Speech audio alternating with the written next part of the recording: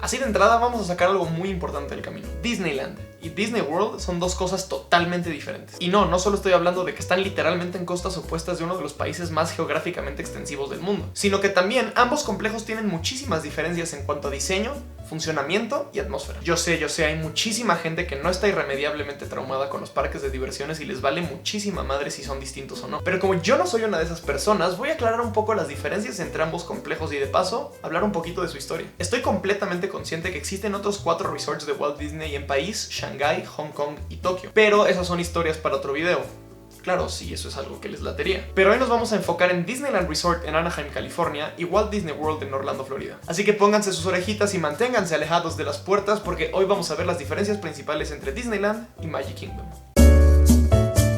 Empecemos literalmente por el principio. Quizás hayan oído hablar sobre Walter Elias Disney, un dude que en 1920, a los 19-20 años, decidió mudarse a California para iniciar su propio estudio de animación, que eventualmente se convirtió en el estudio de animación más exitoso de todos los tiempos. No estoy aquí para discutir si la empresa es buena o malvada, para eso dense la madre en los comentarios. Ahora, este carnal no solo quería hacer películas. Para los 50s, Walt visitaba muchísimo Griffith Park con sus hijas y se llevaba unas decepciones enormes por el estado deplorable del lugar. Eventualmente, en algún viaje a Dinamarca, Walt visitó Tivoli Gardens, considerado el primer parque de diversiones de la historia. Walt se enamoró inmediatamente de la limpieza y el ambiente del parque. Eso es justo lo que él buscaba para sus hijas. Que por cierto, Tivoli Gardens está abierto hasta la fecha y se puede visitar. Es como la meca para los amantes de los parques de diversiones. Entonces Walt, que sabemos que era un tipo nada ambicioso, se traumó con la idea de crear un parque de diversiones en donde tanto niños como adultos pudieran convivir en un espacio limpio y saludable. Ahorita en el parque se puede conseguir una pata de pavo entera por como $20, pero bueno. Así que a través de un par de programas de televisión y muchísimos inversionistas, Walt consiguió recaudar los $17 millones en varo de 1950, que nos da un total de 2.580 millones de pesos mexicanos. Y el domingo 17 de julio de 1955, el parque abrió por primera vez sus puertas en un evento televisivo infestado de errores, colados y el comediante de la época de oro Bob Cummings besando a una bailarina que definitivamente no era su esposa en televisión nacional. Eso es 100% cierto, neta véanlo, está en YouTube. Ese día los puestos de comida se quedaron sin nada que vender, los bebederos no tenían agua y el concreto seguía fresco, entonces muchas mujeres en tacones se quedaron atoradas al piso. Ese día fue referido como Black Sunday ante la terrible recepción de la prensa y Walt los invitó personalmente una segunda ocasión para que pudieran experimentar la apertura como debía ser. Disneyland abrió con 5 tierras temáticas: Main Street USA, Adventureland, Frontierland, Fantasyland y Tomorrowland. A través de los años se han agregado New Orleans Square, Mickey's Toontown, Critter Country y Star Wars Galaxy's Edge. Además del parque, Disneyland abrió junto con un hotel, el súper creativamente bautizado Disneyland Hotel, lo que le cambió el nombre oficial al complejo a Disneyland Resort. En los 90s, casi 30 años después de la muerte de Walt Disney, fue cuando se hizo la primera gran expansión de Disneyland Resort. Se construyó el segundo parque, Disney's California Adventure, el Hotel Paradise Pier y Downtown Disney, un distrito de compras y restaurantes. Y en 1998, el parque fue renombrado Disneyland Park para poderse diferenciar del resort. A la fecha, Disneyland Park recibe aproximadamente 18 millones de visitantes cada año, convirtiéndolo en el segundo parque más visitado del mundo, después de Magic Kingdom, el cual vamos a abordar ahora.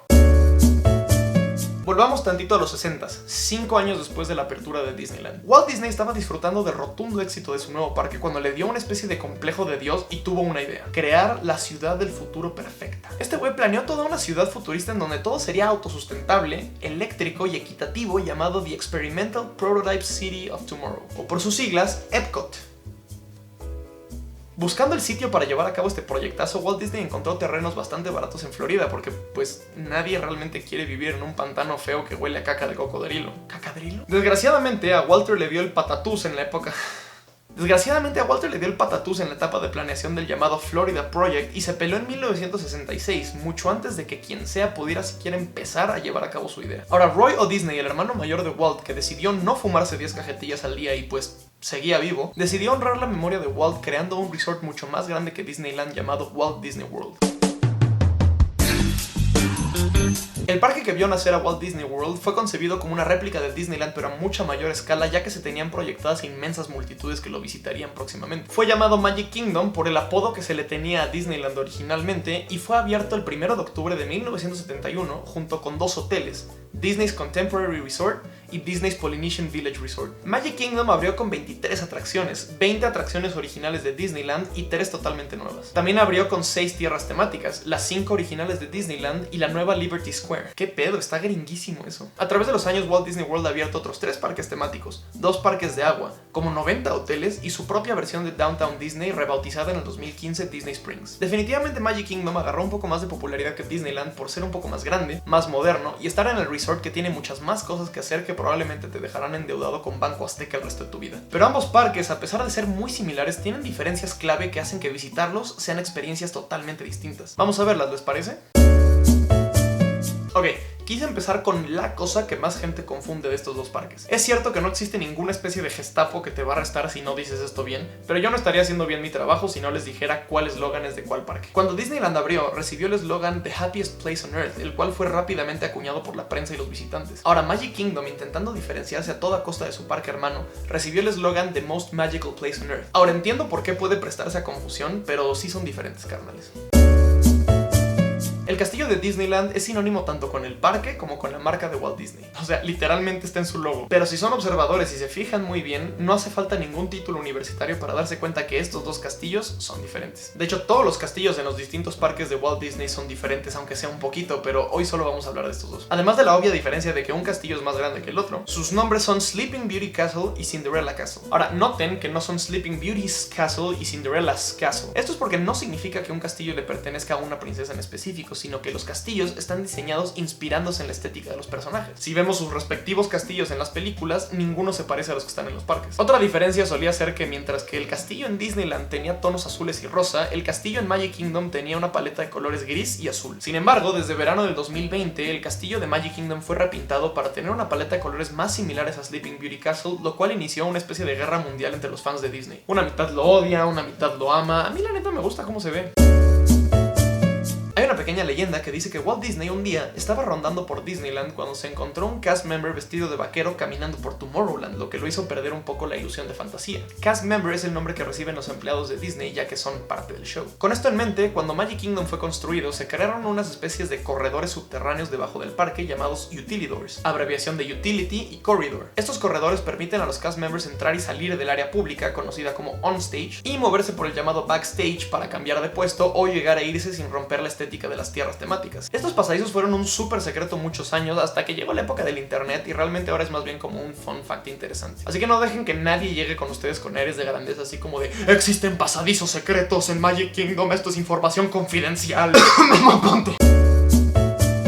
Como mencioné hace rato, existen atracciones exclusivas para cada parque y en mi opinión, esto es lo que hace que valga la pena visitarlos ambos. Empezando por Disneyland, la atracción más notable que solo existe en California y cambia radicalmente el skyline del parque son los Matterhorn Bobsleds. Esta es una montaña rusa en forma de montaña. De hecho, fue inspirada por el Matterhorn en los Alpes suizos y la historia básicamente trata de un recorrido en trineo que es interrumpido por el Yeti. Si les suena familiar esta premisa es porque en Animal Kingdom, en Walt Disney World, existe Expedition Everest, una montaña rusa similar pero en esteroides que cambia la ubicación al monte Everest en Nepal. Otra atracción exclusiva es Indiana Jones Adventure, la cual abrió en 1995. Basada en una aventura original del personaje, muchísimos fans dicen que esta es la mejor atracción del parque. Esta atracción es un recorrido en un vehículo aumentado de movimiento y trata de un templo en el cual los visitantes entran como parte de un grupo turístico y al despertar a una especie de espíritu maligno tienen que escapar. Suena nice, ¿no? Ahora, el término Dark Ride es utilizado para atracciones de baja velocidad que toman lugar adentro de un edificio, donde un carrito transporta a visitantes a través de una historia acompañada de efectos audiovisuales. La mayoría de las atracciones en los primeros años de Disneyland eran Dark Rides porque era una gran forma de inmersificar a los visitantes en las películas de Disney. Mr. Toad's Wild Ride, Snow White's Scary Adventure y Roger Rabbit's Cartoon Spin son 3 atracciones que no se pueden encontrar en Magic Kingdom.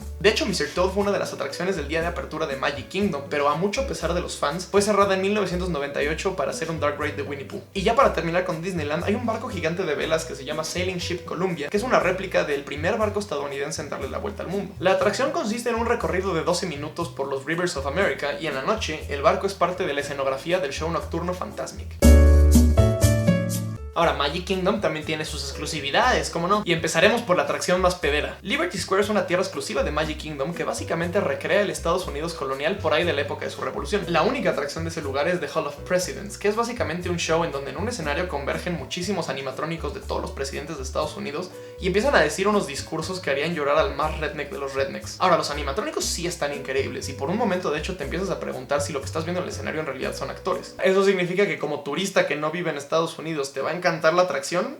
Probablemente no, pero sí cabe mencionar que esta atracción es un sucesor espiritual de un pequeño show que había en Disneyland hace muchísimos años llamado Great Moments with Mr. Lincoln, donde un animatrónico de Abraham Lincoln decía sus mamadas y ya eso es todo. Otro show con animatrónicos muy querido por los fans hasta la fecha es el Carousel of Progress. Como que al Disney le mamaban los animatrónicos, ¿no? La innovación de este show es que toma lugar en un teatro rotatorio con 4 escenarios distintos. Básicamente se muestran 4 etapas distintas en la historia de Estados Unidos y se platica un poco sobre los avances tecnológicos, sobre cómo va avanzando la sociedad, y cada que hay un cambio de escena suena una cancioncita que, si me preguntan a mí, está mucho mejor que Small World. Esta atracción abrió en Disneyland en 1964, pero fue cerrada en 1973 y fue transportada a Florida porque los patrocinadores de la atracción pensaban que más gente la vería ahí. Si en algún momento van a Walt Disney World, les recomiendo muchísimo que se suban a esta atracción, es una de mis favoritas. Y como última atracción exclusiva de Magic Kingdom tenemos las poderosísimas alfombras voladoras de Aladdin, las cuales son básicamente los Dumbos voladores pero en forma de alfombras, y les juro que no hay mucho más que eso. Gracias por venir.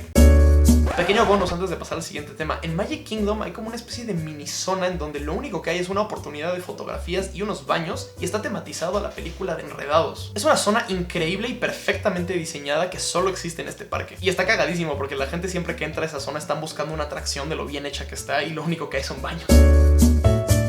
Hay un par de atracciones que existen tanto en Disneyland como en Magic Kingdom, pero o son muy diferentes o tienen ligeros cambios. Uno de los ejemplos más notables es una de mis atracciones favoritas, The Haunted Mansion. La fachada de este clásico ride tiene 2 estilos arquitectónicos totalmente diferentes dependiendo de cuál versión visites. La versión de Disneyland, que se encuentra en New Orleans Square, es de un estilo prerevolucionario llamado Antebellum, que encaja perfecto con la zona en la que está. Por el espacio limitado del parque y como las vías del tren de Disneyland pasan muy cerca de la mansión. En esta versión, la antesala en donde se muestra el pre-show llamado The Stretching Room realmente es un elevador que baja a los invitados a una zona para pasar por debajo de las vías del tren y entrar a la zona de carga. La versión de Magic Kingdom, por el otro lado, además de ser estilo neogótico, no estuvo limitada por las vías del tren, ya que el parque es mucho más extenso. Gracias a esto, la mansión es más grande, la atracción es más larga y el Stretching Room ya no necesita pasar a huéspedes por debajo de las vías del tren, por lo que el cuarto, en vez de bajar, las paredes suben. Otra atracción que tuvo ese problema con las vías del tren fue Piratas del Caribe. La versión de Disneyland, que fue la última atracción en ser supervisada personalmente por Walt Disney, dura casi el doble que la versión de Magic Kingdom, ya que toda la primera mitad trata sobre cosas distintas a las películas que empezaron a hacer apariciones en las atracciones a partir del lanzamiento de la primera película. Las fachadas vuelven a ser distintas, ya que la versión original de Disneyland toma lugar en New Orleans Square, la cual no existe en Magic Kingdom. Entonces se decidió ponerla en Adventureland con una especie de fuerte español barroco llamado Castillo del Morro. La versión de Magic Kingdom tiene una caída de 3 metros, que es la única parte considerada fuerte de la atracción.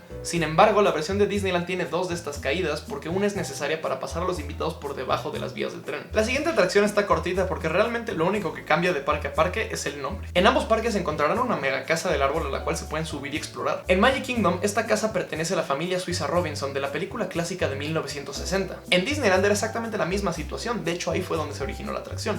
Pero en 1999 se le cambió el tema para la nueva película de Tarzán y se ha mantenido así hasta la fecha. Ahora, Space Mountain es la única atracción en la lista que abrió primero en Magic Kingdom y después se decidió construir una contraparte en Disneyland. La principal diferencia de estas dos versiones es que los carritos de Magic Kingdom solo aceptan una persona por fila, mientras que la versión de Disneyland aceptan 2 personas por fila. Y mi diferencia favorita definitivamente es que la versión de Disneyland desde el 2015 tiene una retematización de Star Wars llamada Hyperspace Mountain. Esta versión incluye un soundtrack de música de Star Wars y proyecciones de naves y planetas por todos lados. Neta que necesito subirme a esa madre.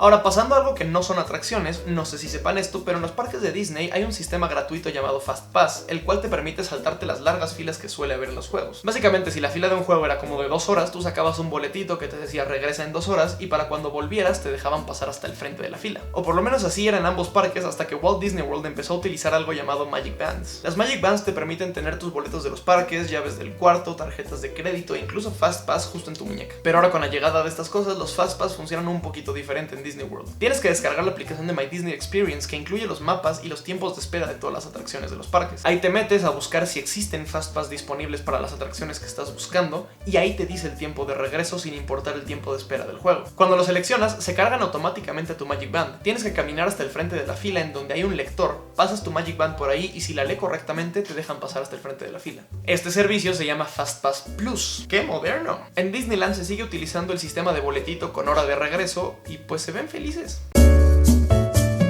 Hay una última diferencia que quiero mencionar que en mi opinión es la razón por la cual aunque Magic Kingdom sea más grande y más moderno y tenga más cosas, Disneyland tendrá algo que Florida jamás tendrá. Disneyland es el único parque el cual Walt Disney diseñó, supervisó e incluso caminó por sus calles. Es su último gran proyecto y aunque suene como jalada, estar en Disneyland significa sentir esa visión que él tuvo cuando estaba sentado en el carrusel de Griffith Park con sus hijas. Definitivamente ambos parques tienen sus ventajas y de ser posible yo recomiendo visitar los dos, ya que aunque son muy similares, son experiencias totalmente distintas.